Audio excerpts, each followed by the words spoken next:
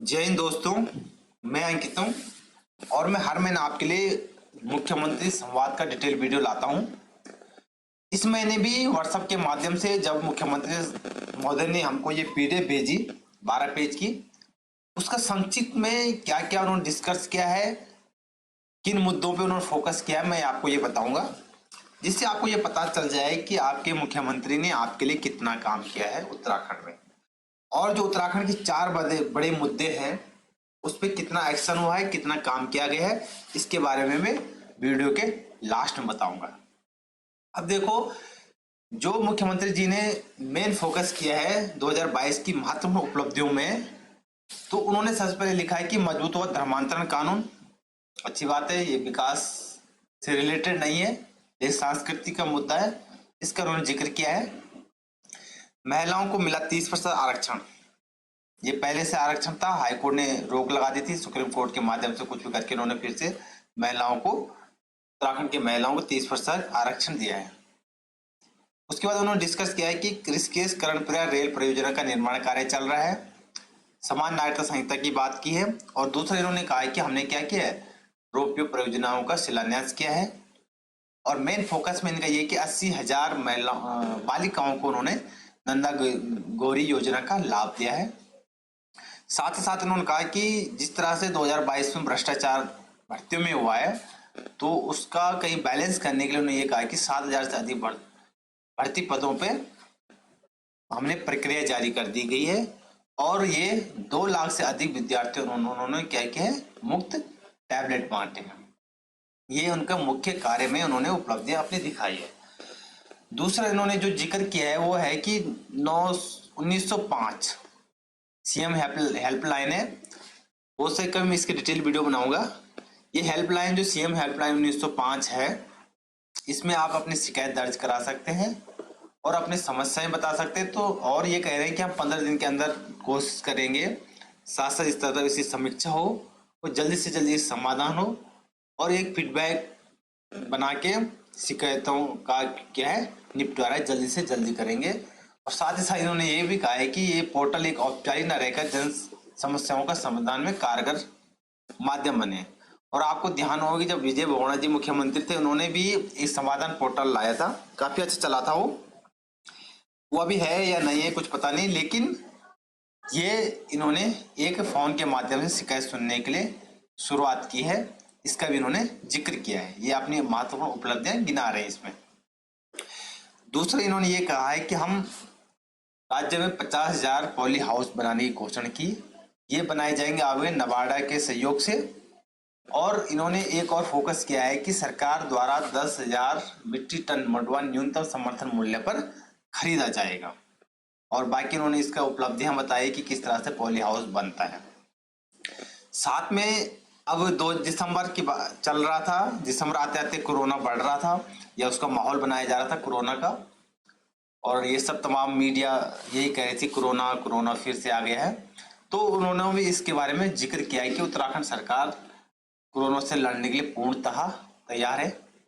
लेकिन उत्तराखंड सरकार को यह भी सोचना चाहिए कि कोरोना काल में जितनी नौकरी गई, जिन्होंने आर्थिक तंगी झेली है और जिन पे तुमने अत्याचार किया है, उसका यहाँ कोई जिक्र आपको नहीं मिलने वाला है, ठीक है। और साथ ही साथ उन्होंने कहा है कि हम बूस्टर डोज लगाएंगे, और जब बूस्टर डोज लगेगा तो कोरोना होगा या नहीं होगा इसका भी कोई गारंटी नहीं है। उसके बाद अगला जो इन्होंने लिखा है, जो अपना उपलब्धि गिनाई है, कि माननीय राष्ट्रपति द्रौपदी मुर्मू जी ने के द्वारा 2001.94 करोड़ रुपए की 9 विकास योजनाओं का लोकार्पण किया गया। ये इन्होंने राष्ट्रपति जी ने जो लोकार्पण कार्यक्रम किया है, जो लोकार्पण किया उत्तराखंड में, उसका यहाँ पे जिक्र है।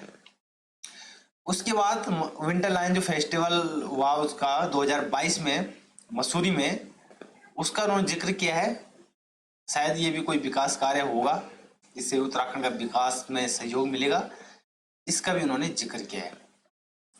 और एक जो मुझे महत्वपूर्ण चीज इसमें लगी कि देखो 2022 में भ्रष्टाचार हुआ, उसमें कोई नतीजा नहीं आया और न ही कुछ निकलने वाला, न कोई गिरफ्तार होना, न किसी जेल जाएगी। और जो लोग आते पैसे देकर नौकरी लगे, नहीं उनकी नौकरी जाएगी। तो मजे से विभाग में दलाली कर सकते हैं, लेकिन आगे आने वाले टाइम के लिए उन्होंने परीक्षा कैलेंडर अपने उपलब्धियों में रख दिया है। आप देख सकते हैं कि जो लोक सेवा आयोग का जो परीक्षा कैलेंडर है, उन्होंने अपनी उपलब्धियों में रख के उन्होंने इसका भी फोटो यहाँ पर लगाई है कि 2023 में हम इतने एग्जाम कराएंगे और इतने लोगों को नौकरी मिलेगी। बशर्ते उस परीक्षा कैलेंडर में प्रस्तावित परीक्षा तिथि का भी जिक्र है कि 8 जनवरी को पटवारी का एग्जाम होगा, 22 जनवरी को बनारसी का एग्जाम होगा। इस टाइप से इन्होंने इसका भी मुख्य तौर पर जिक्र किया है और साथ ही समझाए भी बच्चों को कि यूकेपीएससी 2023 परीक्षा कैलेंडर को कैसे चेक कर सकते हैं आप। अगर आपको नहीं आता है, एग्जाम की तैयारी कर रहे हैं आप, यहाँ तक आपने पैसों देकर नौकरी लगे हैं, पैसों के चक्कर में हैं, वेबसाइट का आपको नॉलेज नहीं है, तो आप इस तरह से चेक कर सकते हैं। ये एक मतलब पीडीएफ ज़्यादा से ज़्यादा बन जाए, इसका बहुत अच्छा तरीका ये मुझे लगा। और बशर्ते इसमें डेट दे रखी कि कब कौन सी परीक्षा होनी है। आगे बात करें, इन्होंने कहा कि टिहरी झील में राष्ट्रीय स्तर की खेल प्रतियोगिता का आयोजन किया गया। ये भी उत्तराखंड सरकार ने अपनी उपलब्धियों में गिना है।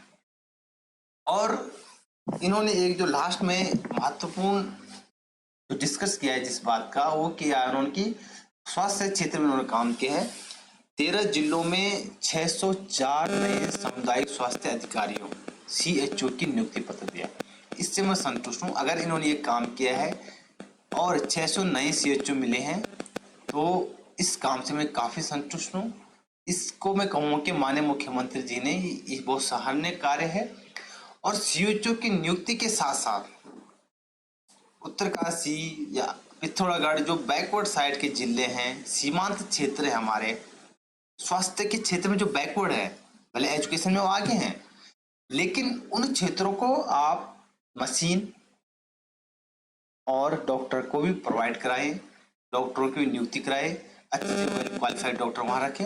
ये भी मैं अनुरोध करूंगा CM साहब से कि ये कार्य भी होना चाहिए। साथ ही साथ इन्होंने लिखा है कि 7 लाख लोगों को मुफ्त जांच की गई है, अच्छी बात है। अब लास्ट में 12वें पेज पे आप देखेंगे कि देहरादून में इंदिरा मार्केट के नजदीक इन्होंने 257 करोड़ की योजनाओं का शिलान्यास किया है। तो ये 12 पेज की PDF है और माननीय मुख्यमंत्री जी ने अपने कार्यों को इसके माध्यम से दिखाया है।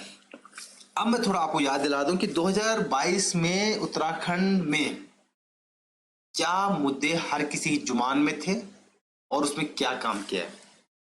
आपको याद है कि सोशल मीडिया में तमाम जगह हर कोई डिस्कस कर रहा था कि उत्तराखंड में भू कानून बनना चाहिए।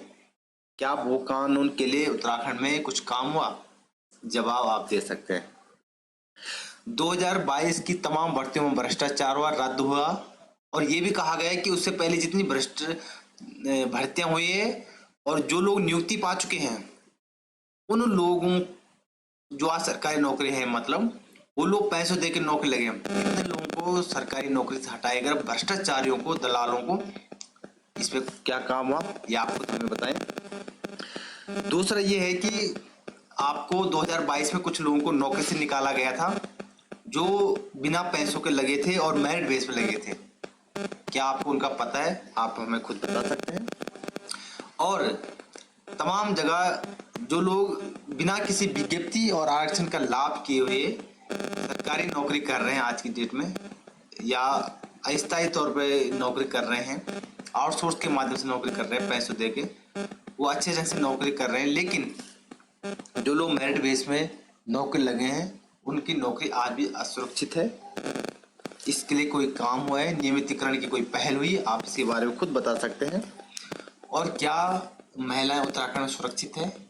महिलाओं के लिए अत्याचार हो तो उससे कितने कठोर कदम उठाए गए, आप इसके बारे में हमें खुद बता सकते हैं।